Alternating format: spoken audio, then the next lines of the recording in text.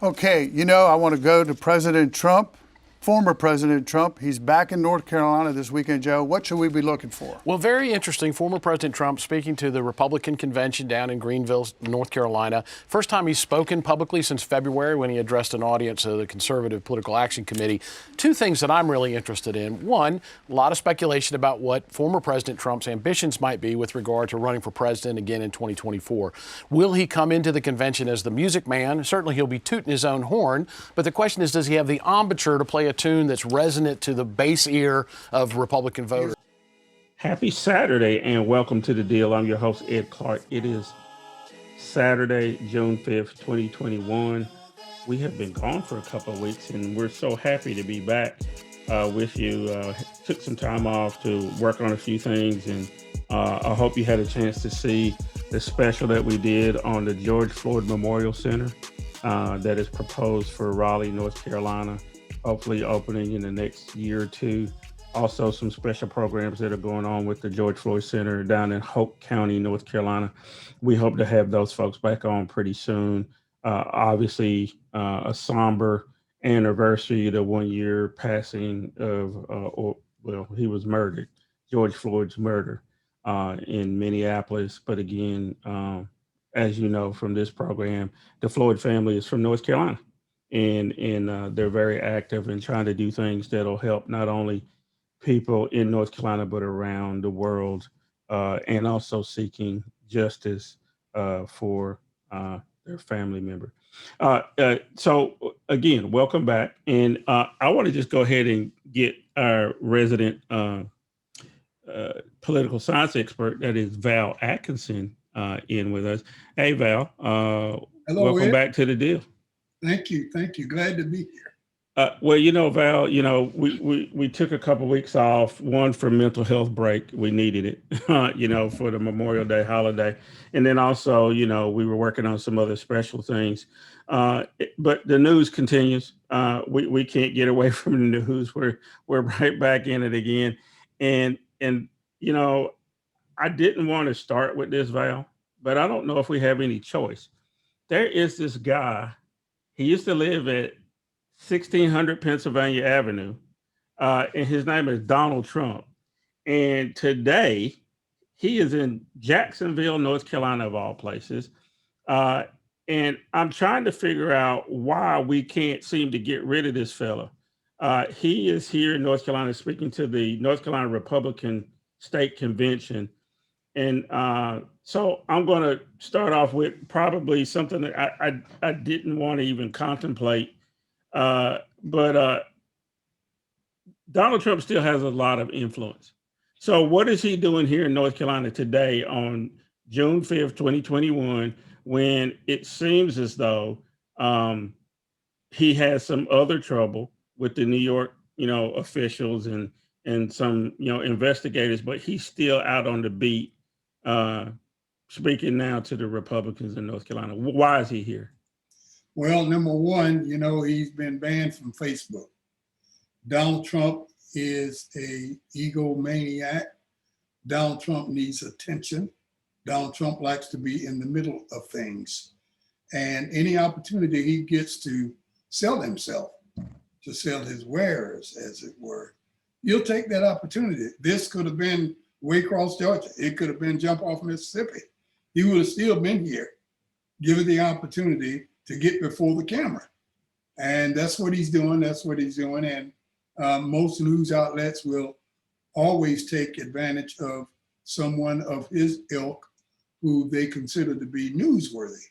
And Donald Trump is still newsworthy because he controls the Republican Party in the United States of America. And he is an ex-president, and we're concerned with him going forward. He's already talked about being reinstated in August, which we know is an impossibility. But he does whatever it takes, just enough to stay in the news. This guy, before getting in politics, he was an expert at manipulating the media and marketing. And he has never stopped. He's 74 years old. He's never stopped that. And that's what he's doing right now. He's good at it. I don't agree with anything he's ever said or ever will say, probably, but I have to take my hat off to him. He's good at manipulating the media, drawing attention, making things happen to him and about him so that he can stay, and this is my word I use with Donald Trump, relevant. Donald Trump needs to stay relevant. The worst thing that could happen to Donald Trump is to become irrelevant. And as long as he can stay in the mix, he keeps his spirit up. He keeps things going for himself. So to answer your initial question, Ed, that's why he's here in North Carolina, down in Jacksonville. Well, Val, everything you said is absolutely true about his egomaniacal way and his desire to stay relevant. But 1/6 did happen, and he is responsible for it. And people are being arrested and still indicted, and some will go to jail or whatever. But before we continue the conversation, I want to show a little bit of Mike Pence. He was the guy that they were saying they wanted to hang. So let's look at that clip real quick, and then we'll finish the conversation. January 6th was a dark day in the history of the United States Capitol. But thanks to the swift action of the Capitol Police and federal law enforcement, violence was quelled. The Capitol was secured. And that same day, we reconvened the Congress and did our duty under the Constitution and the laws of the United States. President Trump and I have spoken many times since we left office. And I don't know if we'll ever see eye to eye on that day. But I will always be proud of what we accomplished for the American people over the last 4 years. So, Val, Mike Pence says that he and Donald Trump speak a lot, and they'll never see eye to eye on 1/6. I guess I wouldn't either if I were Mike Pence. But why is he still indulging him? Why has he not gone over completely to like the Lincoln Project kind of Republicans and really just distance himself from Donald Trump? I know you just said in the before we watched the clip that Donald Trump still has influence, that he's egomaniacal, so on and so forth. But isn't there a law of diminishing returns with these folks? Don't they see that Trump is in trouble legally? Don McGahn was up at Congress on yesterday talking before committee, and Don McGahn, if people don't remember, was Donald Trump's White House counsel. He admitted that Donald Trump tried to interfere in investigations or whatever. What is the upside for them? Tell me the long game here, because I don't think it's Donald Trump per se. And I think we've had this conversation off mic a lot of times. This isn't about Donald Trump, is it really? What is this about with the Republicans, really? Well, first of all, we can't use logic to try to make sense of anything these guys do, because they are not logical. They've seen, Donald Trump has shown them an opportunity to keep things the way they like it. You and I call it racist. We call it being white supremacist or whatever. They don't call it that. They don't see it that way in order to feel good about themselves. But they want the same end results as the people who do see it that way and don't mind you calling them racist and white supremacists. They want the same end result. So one of the things they have to do is deny reality, deny logic, deny reason. Because if they don't deny that, they would have to come up and say, this doesn't make sense. I have no real reason for doing this that way. I think I will become a part of the Lincoln Project. But they have been inoculated from this by the fact that they are non-reasonable, and they don't have to take issues through the paradigm of logic and reason. So because of that, they can take any position they want to, and you can argue until you turn green in the face, and they're going to continue doing what they're doing. Take Mike Pence for an example. he sees no advantage in becoming a part of the Lincoln Project. He sees his political future, whatever it is, staying with Donald Trump as maybe even running for president in 24, or again, being on somebody's ticket for 24, being relevant in the new Republican Party in 24 and beyond. That's what he sees. He doesn't see himself getting in that long line of newcomers to the Lincoln Project. There are people already there, been there forever, and he'll have to go about proving himself because he's been the enemy of the Lincoln Project for so long. So he's got to stay the route, stay the course, as it were, that he's on. And that's the place that all these Republicans are on. And I want to talk a little later, I think maybe in another segment, Ed, when it comes up, that's why Democrats have to change their strategy if they want to come out on the victorious side of this battle for the soul of America. We're going to have to change. Yeah, I do want to talk about that. I wanted to save that for the last segment because I wanted to talk about, and I'll go ahead and preview this, but in the last segment, I want to talk about Professor Nikole Hannah-Jones and her tenure fight at UNC, but the larger issue about why America is in the predicament that it's in and what we're likely to have to endure if the Republican strategy works, about how they want to take over the United States with a minority of people in a party that's completely broken and filled with crazy folks. But before we run out of time in this segment, Val, I want to talk about a story closer to home again. So Trump's in North Carolina and Jacksonville later today, but also up in eastern North Carolina in Pasquotank County. Two of the deputies in the Brown killing went back to work today. It was announced they were going back to work today. And we didn't get a chance to talk about this here. We did talk about it on your show, Connections, last weekend, about, how that whole thing ended up. Let's take a look at a clip real quick of the Pasquotank County Sheriff talking about his deputies being cleared. Today, the district attorney announced his decision. He reviewed the results of the SBI investigation, the body camera footage, and the law of North Carolina. He concluded that my deputies did not violate criminal law. Separately, I asked for outside investigators to assist with our internal investigation. 4 investigators from different counties assisted us. Additionally, my investigators re-interviewed the deputies involved. Finally, we hired an independent use of force and tactical expert to review the evidence and assist our investigation. This expert has more than 30 years of service, 1,000 operations under his belt, and over 2,000 plus use of force reviews.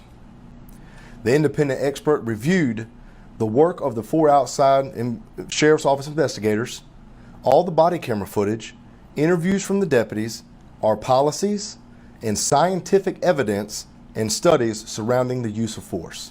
So Val, the Pasquotank County Sheriff says, okay, we had an investigation, the DA cleared them. And I invited people from 4 other agencies, they cleared them too, and so they can go back to work. What really happened in Elizabeth City? What is your best read on what really happened there? It was a cover-up.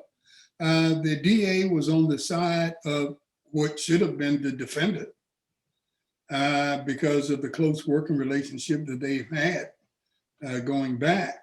And this is why you need an independent review board, an independent body to take a look at things whenever law enforcement officers are involved in a possible criminal case.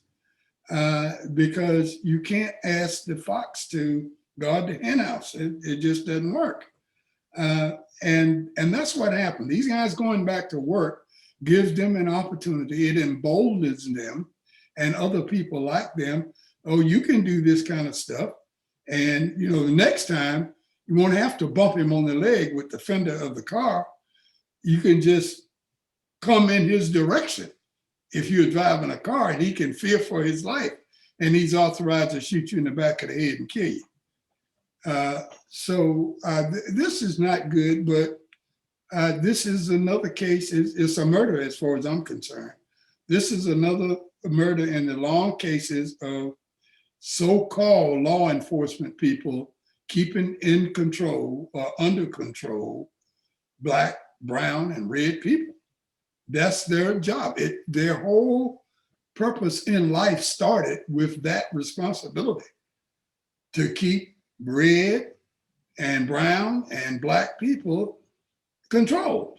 And they are still doing it today. Things have been clouded and cluttered with a lot of layers of law and policy and statute and rules and all of these other kinds of things. But it's the same purpose underlying, is to keep us under control, because that's the ultimate way to protect and defend the white population, because that is up front in their purpose for being, is to protect and defend. And you can be crazy enough to think that that includes you because you're a citizen of the United States of America. But if you're a person of color, it does not include you. Yep. They are here to protect and defend white people against you. And property. And their property. Yep. Well, Val, that seems like a good place for us to take a break. When we come back, I want to start with a subject that's maybe you might know something about. Some school over in Durham called Duke. Their coach is retiring, but it's not just that. There's a lot more to it. We'll talk about that, because the coach over at North Carolina, right down the road at UNC Chapel Hill, also retired, Roy Williams, and we talked about that earlier. But there's a larger issue about college sports that I want to talk to you about when we come back from the break. So if you can stay there when we come back, we're going to talk about NCAA sports. We're going to talk about COVID, the recovery, jobs, unemployment benefits, tenure at UNC, critical race theory, everything else. So stay right there. We'll be right back.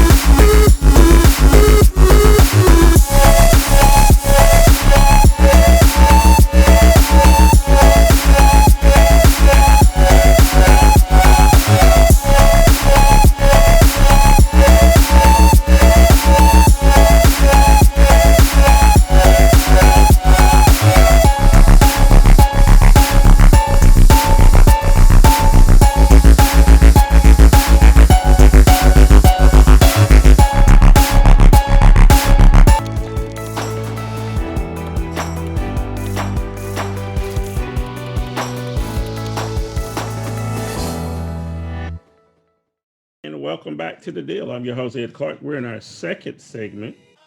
That's Val Atkinson right there, our resident expert on everything. Dr. Nikole McFarland is still gallivanting in Jamaica, so hopefully we can have her back in here next week, and we'll resume our schedule of bringing in guests. We also want to continue our discussions on healthcare. And have a segment coming up in the next few weeks with some experts on COVID, because COVID isn't over, and we're going to talk about that too. But when we went to the break, I was joshing Val a little bit about Duke University, the other school over in Durham, other than North Carolina Central, that they're getting a new basketball coach, Val. And but before we talk about that, let's look at Jay Billis and what he has to say about the new basketball coach.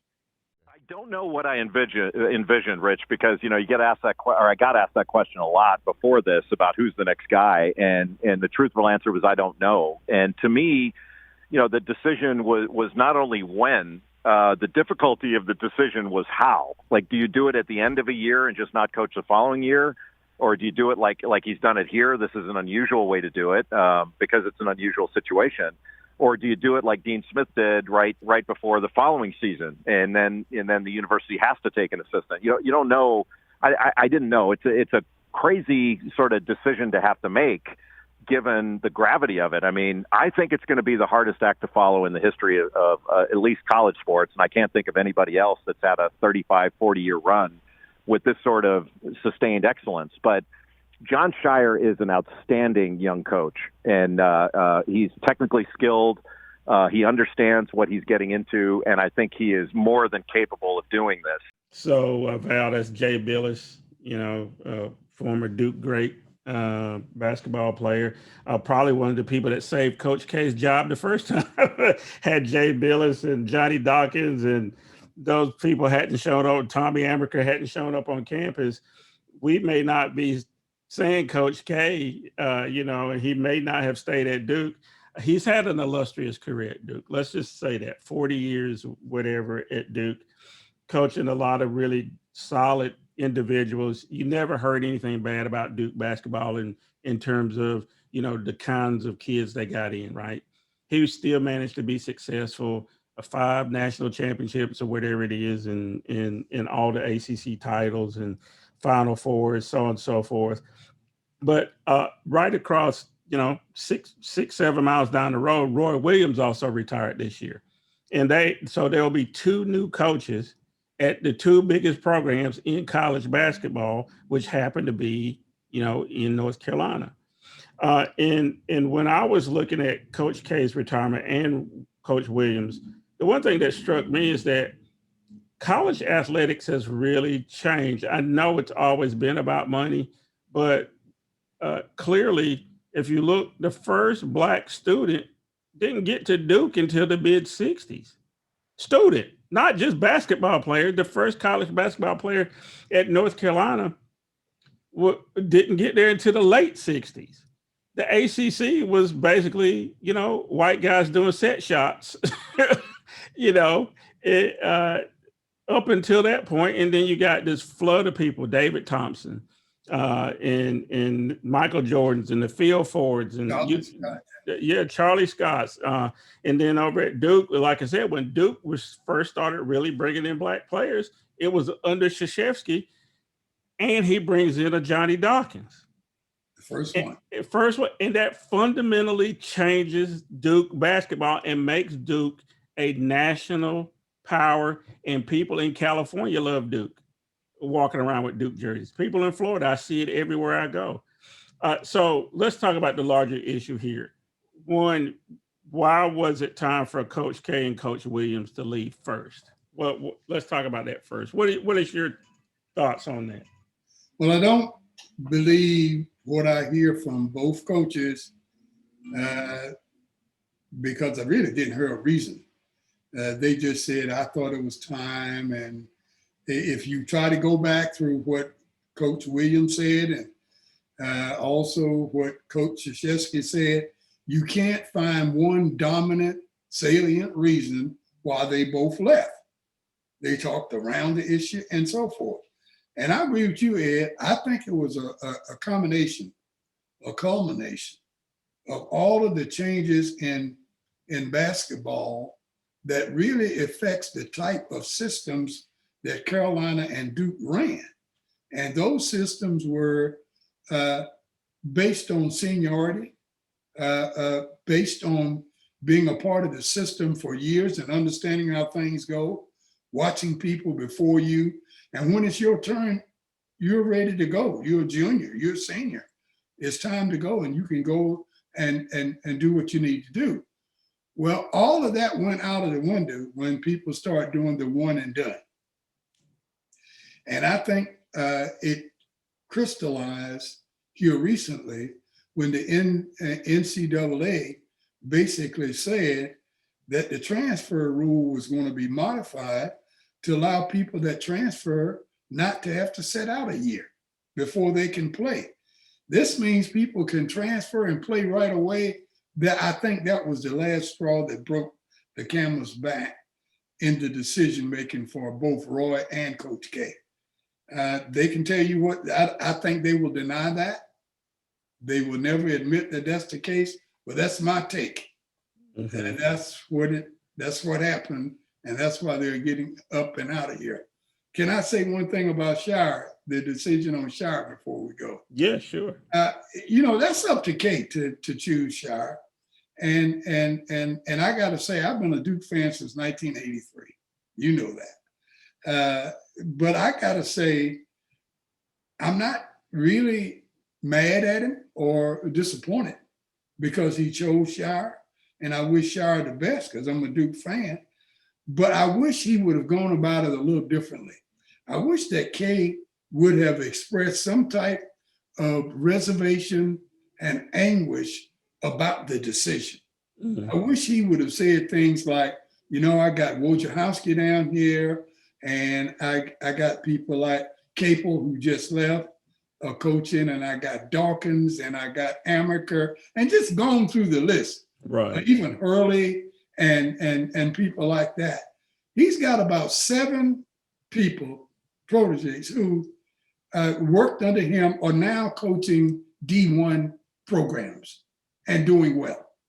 And he could have said how difficult it was to choose Shire over all of these people that were eminently qualified and have proven themselves as D1 head coaches already. And Shire has not only never been a D1 head coach, I don't know if he's got my experience. I am a Parks and Rec coach. I don't know if he's ever coached Parks and Rec. You don't know if he's a coach at Fuquay Parks and Rec. You're at least at Holly Springs, right? But that is a good point. I thought about that too, Val, when I saw some of the discussions and it was clear that Shire was going to be the coach. He's been sitting on the bench there beside him, but like you said, all those other ones had sat on the bench as well and have gone on to D1 programs. But I think, one of the things that I have also been thinking about is college athletics, especially in basketball and football, have really changed. I woke up the other day when I heard the announcement was going to be made, and I was seeing all these other stories about some cases that are a case before the Supreme Court about whether or not the players can get compensated for people using their likeness, or can they make extra money doing certain things, selling their jerseys, right? Because right now, the claim is that all these people are amateurs, and if they got money from any of this, then they forfeit their ability to play the NCAA. And the options for going pro, no matter how many leagues there are, is still limited. 1 or 2% of all the people that ever play college will ever play in the pros. But Coach K is a rich man. And now John Shire is a rich man. Now Hubert Davis is a rich man because they're a D1 head coach. So I guess I have this sort of, I don't feel all that sorry for, some of these coaches or whatever, because they've made a good life out of this for themselves. But for the kids who want to play and think they're going to be able to parlay this either into a pro career or maybe pay for their school, right? Which is what it's supposed to be.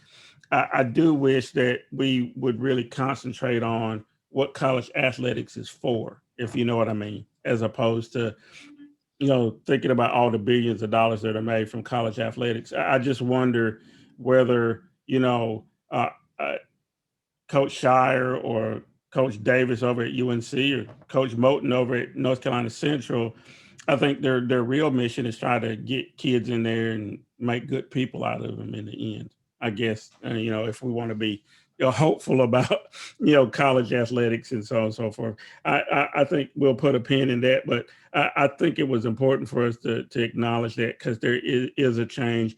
And I think both Coach K and Roy Williams and before him, Dean Smith, really changed college basketball for Black folks.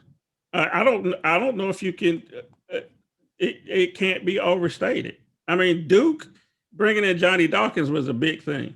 I don't know if people recall how important it was because Johnny Dawkins could have gone anywhere, but he ended up going to Duke.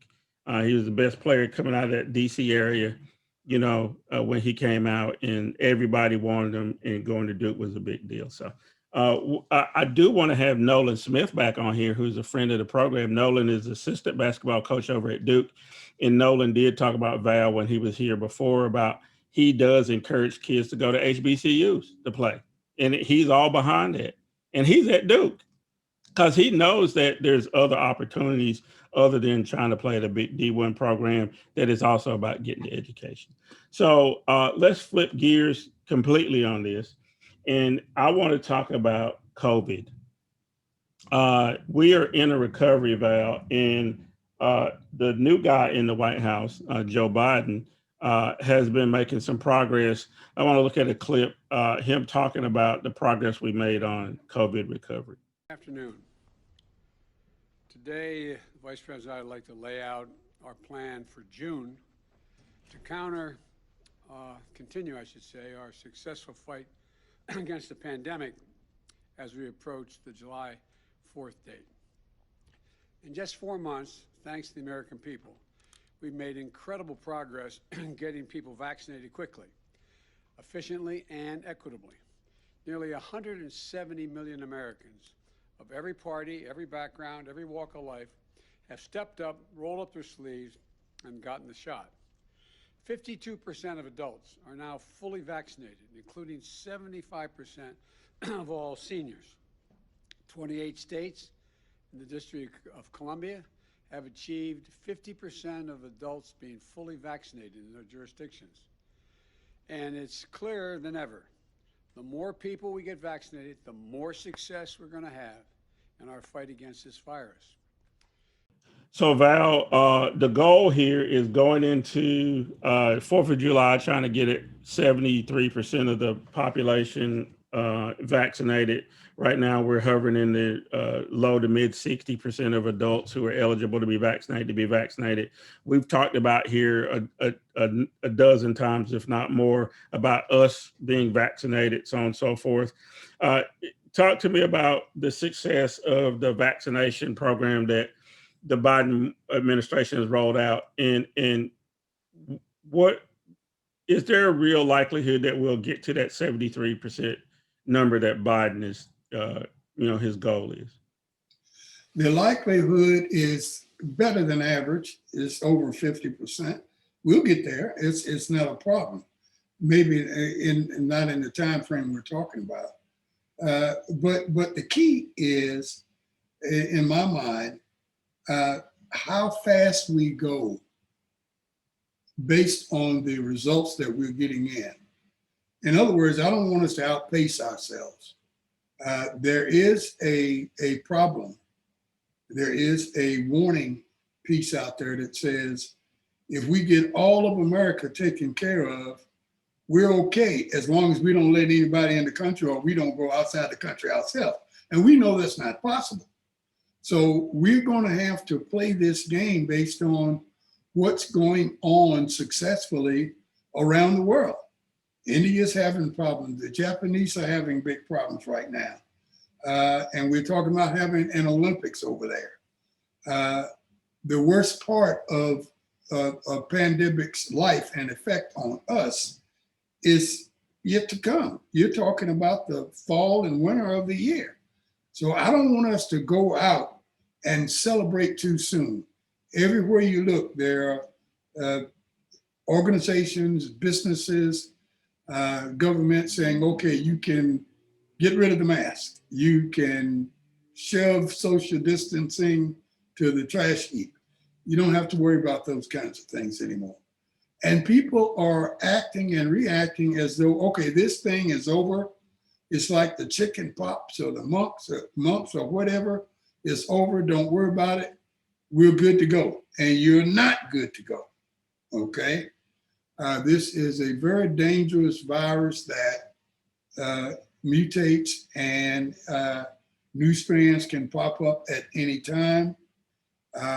You've got to be prepared that there may be a booster shot that's recommended, and if so, take it. Be cautious is my lasting message to people. Be cautious and don't take this Corona-19 virus for granted. Yeah, that is an excellent point, Val. While you were talking, out of the corner of my eye, there's a story on French TV. I want to play a clip from it because I caught a little bit of the audio. Let's see if we can play that for the folks. Let's cross to London and correspondent Bénédicte Pavio. That Delta variant that came from India is what everyone's looking at. Indeed, as we are looking at the figures and at the data, and it's moving, alas, in the wrong direction. So this R number in England is now estimated to be between 1 and 1.2. So that's a slight rise from last week. And infections certainly are at the highest level, worryingly, in England since March, also in Scotland. So Val, this is crazy. As we're on, recording this today, this story pops up on French 24 about how England was supposed to go off a lockdown on June 21st, but because they were allowing people to move back and forth between England and India, now they have the Indian variant, and now the potential to maybe not be able to go off a lockdown on June 21st is real. So in real time there, we get a story from overseas about how serious this is and how you can't sleep on it. In addition to that, Val, we talked about the recovery here, people going off lockdown here. The other big story around that for us in the U.S. is these job benefits that people were on, and all these Republican governors wanted to end these $300, extra enhanced benefits or whatever, because they say that that's keeping people from going to work. Now, the last I calculated, so $300 a week times 4 weeks in most months is $1,200. And you mean to tell me that $1,200 is enough for people just to sit at home and not do anything? I contend that's not true. What do you have to say about these Republican governors ending enhanced benefits? Well, it all goes back to forced labor, slavery, whatever you want to call it. The American businessman too often has gotten accustomed to controlling the labor market and having a labor market that is always a employer's market. It's never an employee's market. That's how they thrive. They want people outside begging to get in so that they can manipulate the minimum wage and those kinds of things. How do you think we stayed at $7.25 for all these years? It's because it's always been an employer's market. And that's what they thrive on. So now that you're talking an extra $300 a month, that's shifting the paradigm a little bit toward the employee. They don't like that. Maybe all not sitting home because they got an extra $1,200. That's not the case for a month. But a lot of people are saying, I am not going to leave my son or my daughter unattended because I can't afford daycare. I'm not going to leave them unattended so I can go back to work to make an extra, to get that $300 back. And I'm not even going to get that anyway. That's gone for sure. And you want to make me go back to work, leave my child unattended to make $7.25 an hour without benefits. Not going to do it. I'll figure out another way how to do it. Yeah, I mean, this whole notion that somebody's going to sacrifice, like I said, their child when there's no child care option. We have to have a better way of doing this. I know a lot of companies are going to a $15 minimum wage. We see it more and more, but I think people are going to find out then too that $15 minimum wage isn't enough when you still got to pay healthcare costs. And don't even get me started talking about why we still don't have universal healthcare here in America, but that's a whole nother story. Val, looks like it's time to take a break. So we're going to take a break, and when we come back, the big story for this week is tenure at UNC and one Nikole Hannah-Jones, Pulitzer Prize winning journalist from the New York Times, also the alumnus of UNC, also an alumnus of the Chapel Hill News, where I used to write as well. And we'll talk about Nikole Hannah-Jones, critical race theory, the truth about history in America, and the real strategy for the Republican takeover of the United States. We'll be right back after these messages. Type 2 diabetes can have a big impact on your life. But how can it be prevented? Well, the first step is knowing if you have something called prediabetes.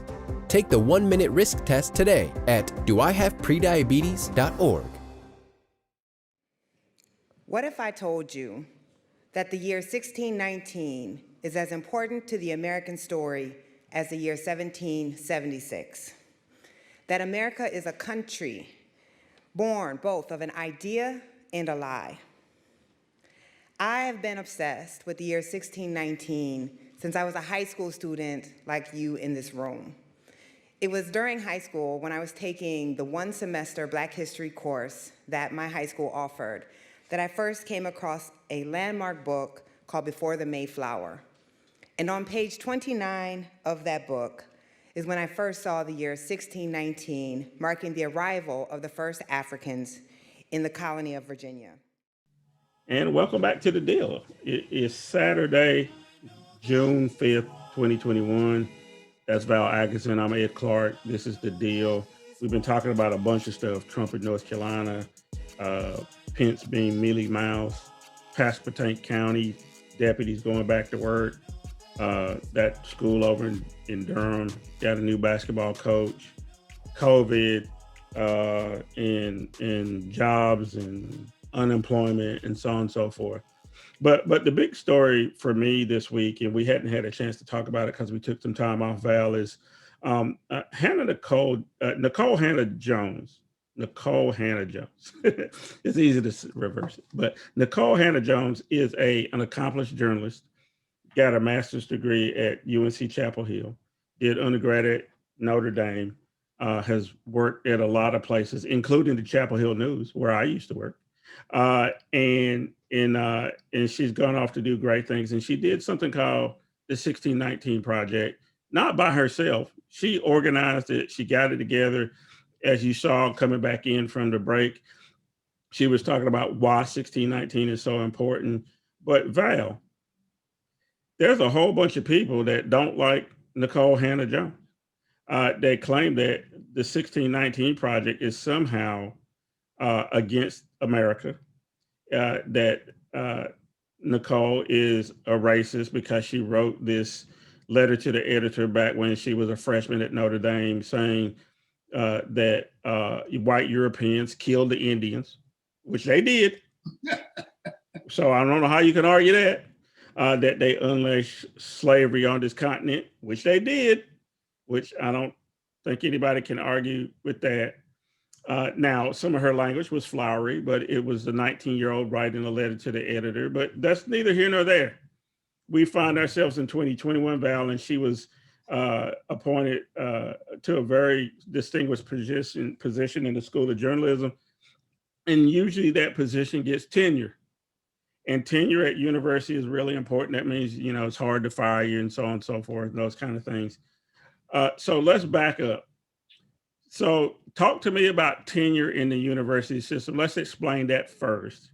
And then let's dig into why the UNC Board of Trustees, I'm sorry, let me get this right. Board of Trustees who grant tenure did not give tenure to Nikole Hannah-Jones. Well, let's talk about the hierarchy first.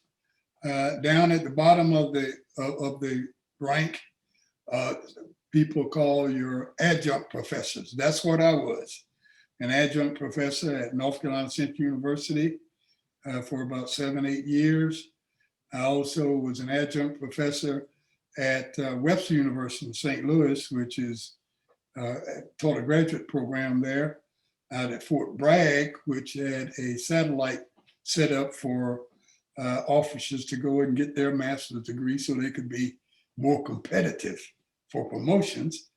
But in both places, I was an adjunct professor, also at Durham Tech and Wake Tech community colleges. Bottom of the barrel in all cases, right? The next step up is assistant professor. That's someone who comes in, they're paid full-time. Of course, we were paid, but we were not full-time faculty. We were adjunct faculty.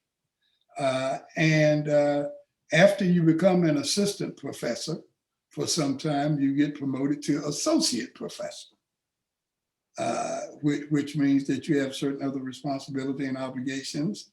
And you love the title associate instead of assistant. Let them know you've been there for a while.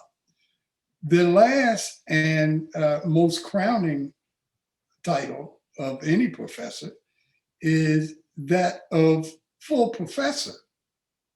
It's just like going from the rank of colonel to general. There's, you know, going from the rank of lieutenant general to plain general. That's a better example of that.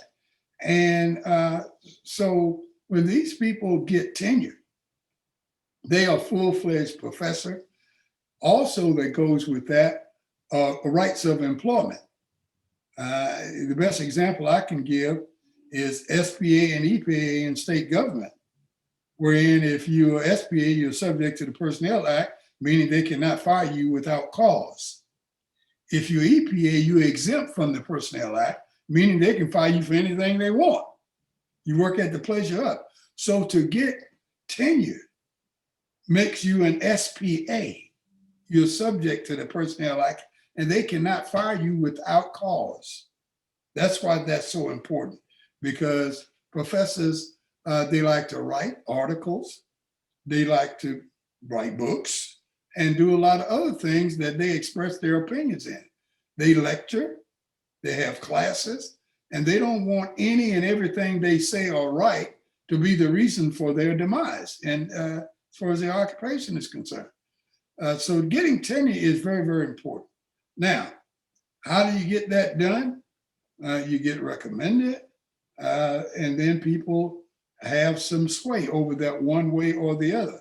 Your board of trustees are people who are appointed, but they are sanctioned by the board of governors here in North Carolina if you were part of the UNC system. And once you become on the board of trustees, then you have some say as to who gets tenure and who doesn't. But guess what?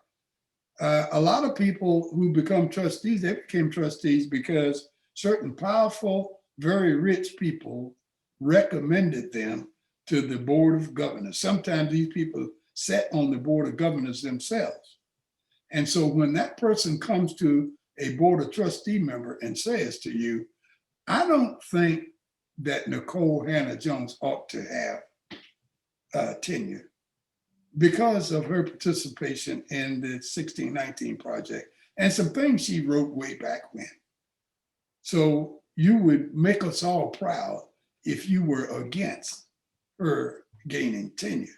Now, I didn't see that. Nobody told me about that. I'm just imagining all of this in my head, Ed, that that's the way it happened. But regardless of how it really happened, that's the way it works. Yep. And the culprit here are the rich, powerful people that have influence over tenure rights of professors through the board of trustees that they determine who's on the board, who's not. Yep. Yeah. And I'm glad you ran that down, Val, because I kept getting calls from folks and they'd be like, what's wrong with your school? You know, for not giving tenure to Hannah-Jones. And I was like, hey, you know, you need to talk to the board of trustees, or you need to look at the tenure process within the North Carolina system, how it works, so on and so forth. It wasn't the school itself. It was this group of people, like you said, who have, you know, probably some backdoor ways of getting appointed to the board. People need to think about that. But on a larger issue, Val, like you said, we don't know for sure what their real rationale is, because I don't think they've really said.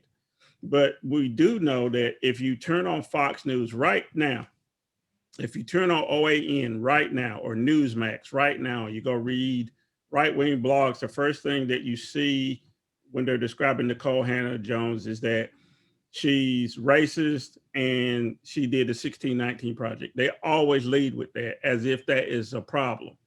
And if people remember, right around the time Donald Trump was trying to really, he knew he was in trouble with the election and that Biden really had a chance to win, they announced the 1776 Project from the White House that was supposed to prevent people from teaching critical race theory.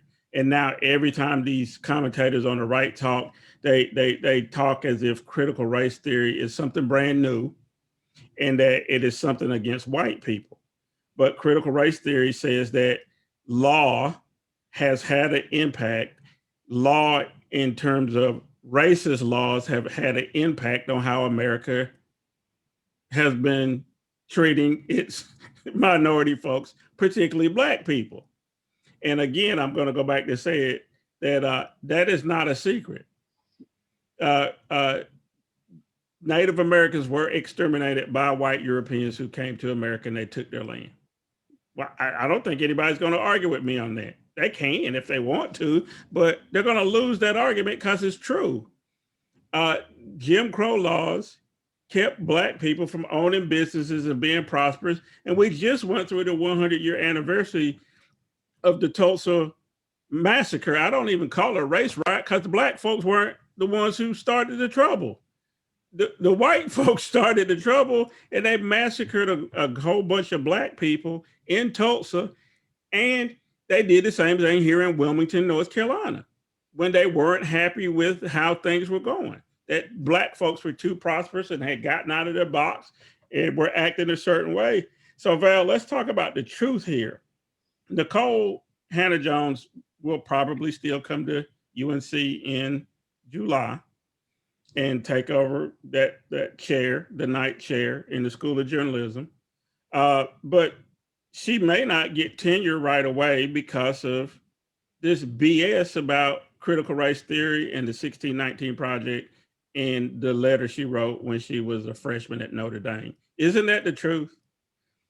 The unvarnished truth. That's the exact way it is, and it's the way it's going to be for quite some time now, until people decide that they want to do something about it. And that's a long story, Ed, and we need much more time than we have here this morning to really get into it. Yeah, I'm hoping, Val, that, you know, I mean, maybe I can find a way to get Nikole Hannah-Jones on here, or at least here, or either on Connections, you know, since she's going to be in the area now, and talk to her about that. But let's get to truth real quick before we run out of time. Because one of the other things I told you I wanted to talk to you about today was the whole strategy of the Republicans on taking over the country. I have written extensively about it. You have too, that these people don't believe in democracy. They don't. They don't believe in democracy. They don't believe in one man, one vote. They don't believe that minorities are smart enough to vote. They don't care what you or me have to say about how we want to live our lives, unless we're in a in a mode that says America is exceptional regardless of its past or whatever, then we don't count. So Val, talk to me about the strategy that they're using to try to number one, retake Congress, because that's their first task. And then two, once they do, what is their plan after that? Well, the first step, the first tumbler that's going to fall in place is going to be taken up here shortly, and that is the redrawing of the lines, as we call it in the streets. It's reapportionment, it's redistricting after the 2020 census. And all congressional lines, all of them, all 435 of them, will be redrawn with the new census data in mind. Here in North Carolina, we pick up one district. We go from 13 congressional districts to 14. And there are some states who lose some ground as well. Now, that's step one, because the result of that is going to allow every state legislature, and 54% of all state legislatures are run by Republicans. 54% of all governors are Republicans. So they run the roost. So what they're going to do is they're going to design these particular state legislative districts and congressional districts in a way that Republicans have an overwhelming advantage in winning. And it's two ways they do that. They pack some districts and they run some that look like Aleutian Island chain. And the packing means they take all of the African Americans and put them in one or two districts, meaning that they have no impact on the other surrounding 8, 9, or 10 districts at all. So then you become a 7 and 2, a 8 and 2 delegation. So that's one of the two things they're going to do. Now, the result of that is that the House of Representatives become Democratic. There's a chance that they could also win back the Senate, because it's 50-50 right now. They could win back the Senate, and if we don't treat Joe Manchin right, he just may change his party affiliation and go Republican or whatever, Kristen Sinema. So the whole lead that we have in the Senate is tenuous as well. Now, once they get the House and the Senate, they almost will get also the presidency as a gift, as a bonus gift, because once you go through the Electoral College, they can decide to certify or not the result.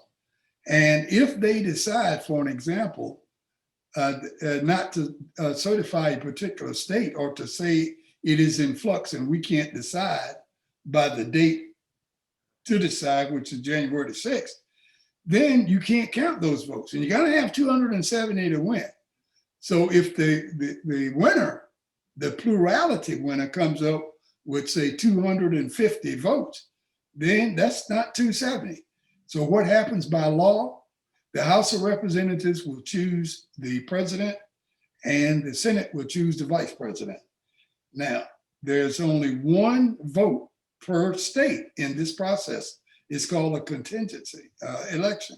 Each state gets one vote, and you need 26 states to win.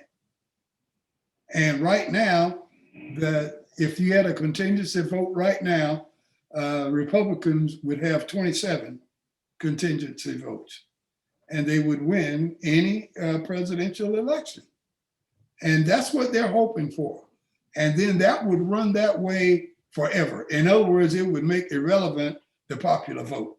It wouldn't matter how people voted anymore, because if the Republicans would draw the lines to determine who's in the legislature, they would draw the lines to determine who's in the Congress, and the Congress would determine who the president is, and the president would determine who sits on the courts. Well, thanks, Val. Thanks for ruining my weekend. So on that note, I got one other video to show you, Val, and this may save all of us. Watch this. We hear crew reacting to what appears to be a craft flying at high speed and in astonishing ways. Well, if there's look at that thing. It's rotating. So Val, maybe we can get extraterrestrials from another world to come and save us, or it could be like a Twilight Zone episode where they come to eat us and just end our misery.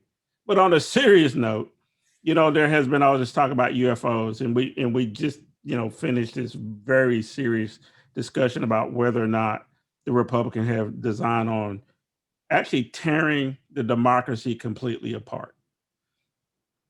I think that it may be time, because all civilizations end, don't they, Val?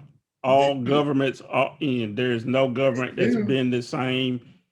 And this has been going on as long as a lot of them have ever lasted. That's right. So the UFOs may be a sign that we're at the end of American democracy, folks. So there you go. I don't know. It could be, but Adolf Hitler thought that the Third Reich was going to last for 1,000 years. Yeah. We could turn into the Fourth Reich. It's nothing impossible out there. There was a time that the sun did not set on the British Empire. There was a time that the Romans ruled the world. The time that the Greeks were more powerful than they are now, much, much more powerful. And the time that the Egyptians thought that there was no other nation on the planet that's more powerful than they were. And the Jews thought the same thing because they were enslaved by it. I mean, things come and go.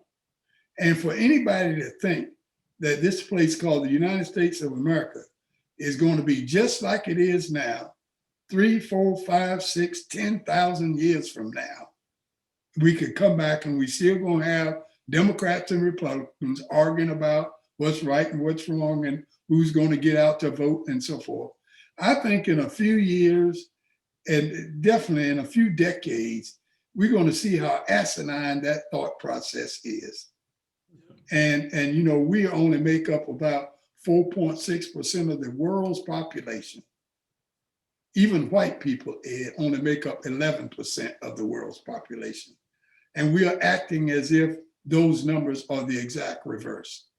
Yeah. So things are not as they seem, and things will change.